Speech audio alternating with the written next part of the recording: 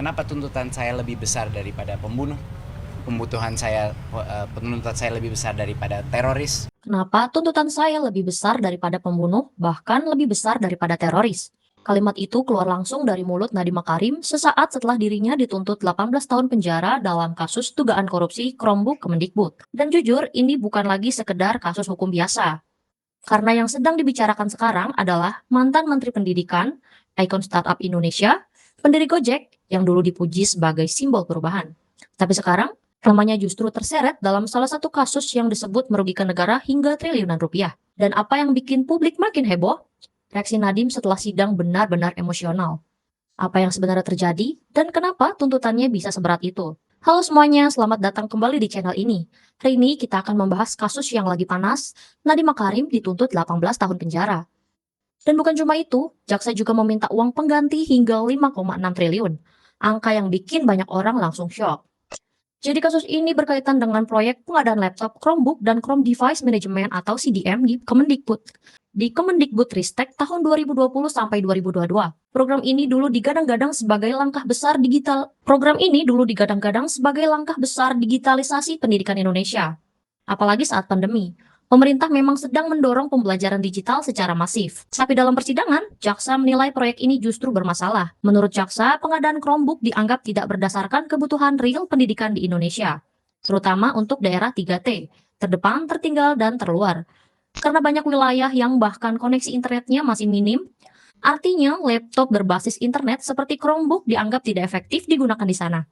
Dan dari situlah kasus ini berkembang menjadi dugaan korupsi besar.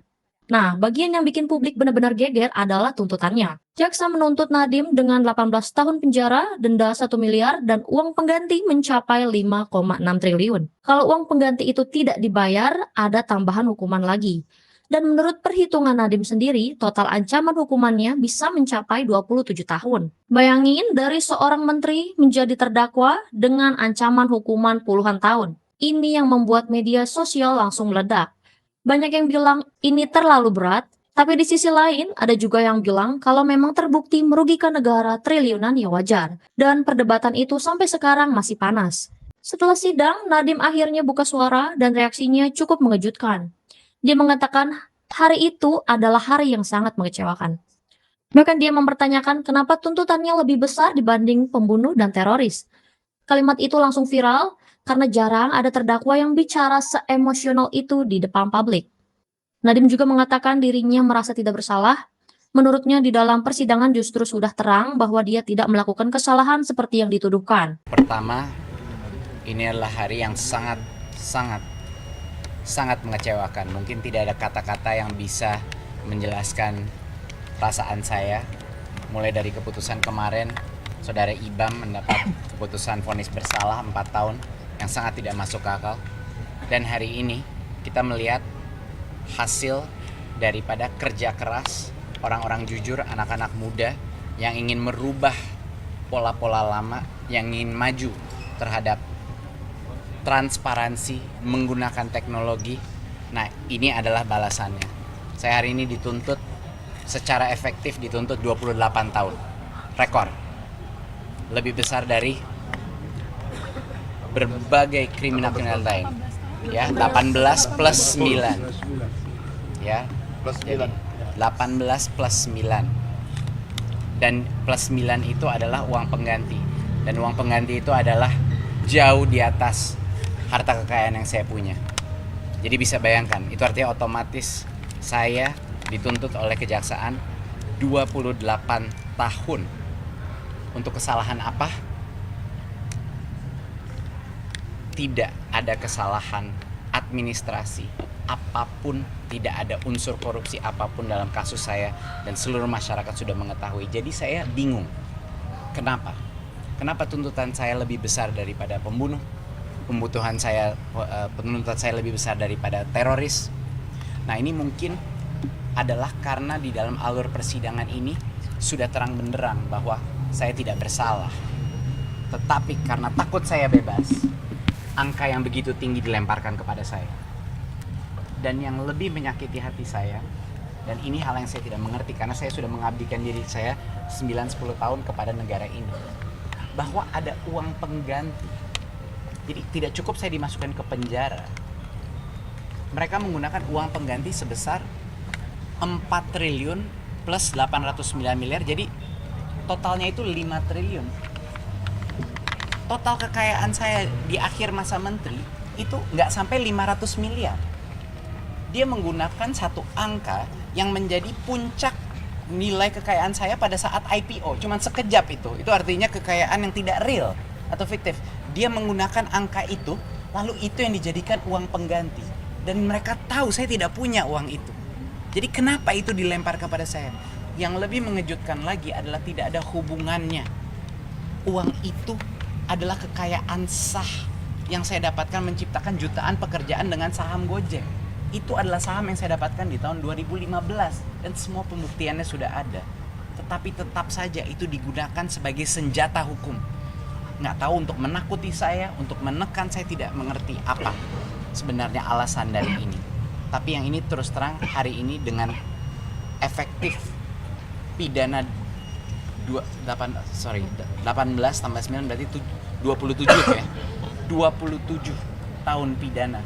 Saya sudah tidak tahu lagi apa harapan bagi anak-anak muda di negara ini. Apa harapan bagi generasi muda yang sedang melihat cara kita diperlakukan seperti ini. Dan apakah ini memberikan pembelajaran buat saya? Kalau saya melawan balik, kalau saya membuka kebenaran di dalam sidang, apakah inilah hukuman saya? Mungkin itu yang terjadi. Jadi saya harap sekali bahwa masyarakat, terutama anak-anak muda, kita kawal kasus ini bersama, kita berjuang untuk kebenaran, jangan putus asa. Indonesia masih ada harapan. Saya berjuang di sini memang ada alasannya. Kenapa Tuhan memberikan musibah ini kepada saya? Mungkin bukan musibah, itu yang saya sadari. Mungkin tanpa ini kasus kena ke saya, mungkin ketidakadilan selama ini terjadi mungkin tidak terbuka. Mungkin bagi teman-teman lain yang tidak punya nama saya, tidak punya suara saya, mungkin hal-hal ini terjadi terus dalam sistem keadilan kita dan tidak pernah terbuka. Jadi mungkin itulah Allah memilih saya untuk mengalami ini agar masyarakat mengetahui, agar generasi muda yaitu masa depan Indonesia mengetahui perjuangan kita masih panjang di sini.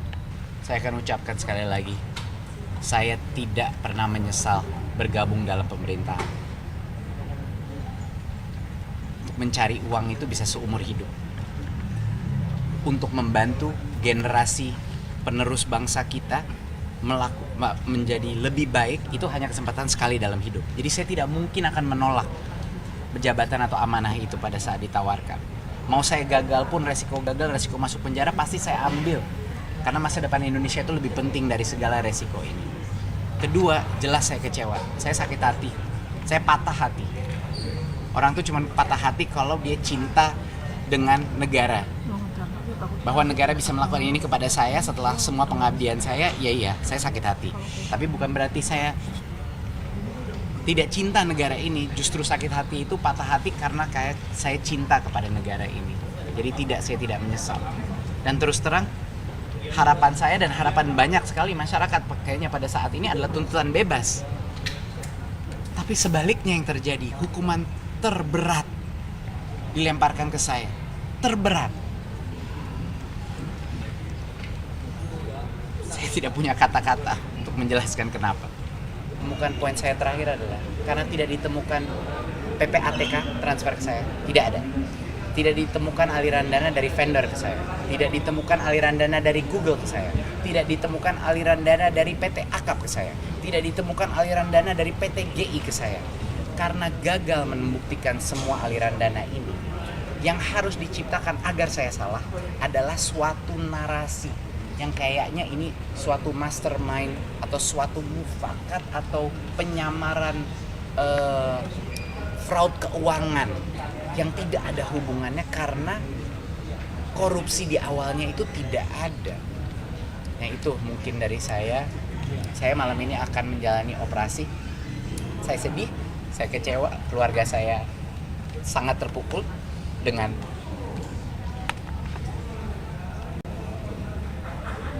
saya nggak tahu cara mendeskripsikannya, saya nggak tahu nih perlakuan seperti apa itu seperti itu. Tapi saya harus menjalani operasi malam ini karena kalau tidak akan semakin parah dampaknya bagi saya.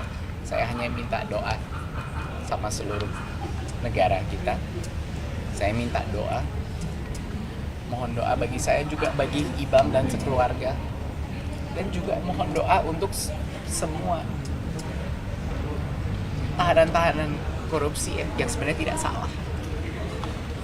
Saya berdiri di sini untuk mereka juga, bukan cuma saya. Jadi mohon doanya. Terima kasih kepada para ojol, terima kasih kepada para guru-guru, terima kasih pada para alumni MBKM. Semua, saya tidak merasa sendiri berdiri di sini karena ada kalian. Saya merasa bahu saya dipegang sama semua orang-orang yang berada bagian dari perjuangan kita sebelum ini. Jadi terima kasih. Saya berdiri di situ sendiri, tapi saya tidak merasa sendiri. Jadi terima kasih atas dukungan negara ini. Saya harap anak-anak muda se-Indonesia tidak putus harapan. Saya harap masa depan negara kita lebih baik. Terima kasih. Mas, semangat Mas. Lancar-lancar operasinya ya Mas.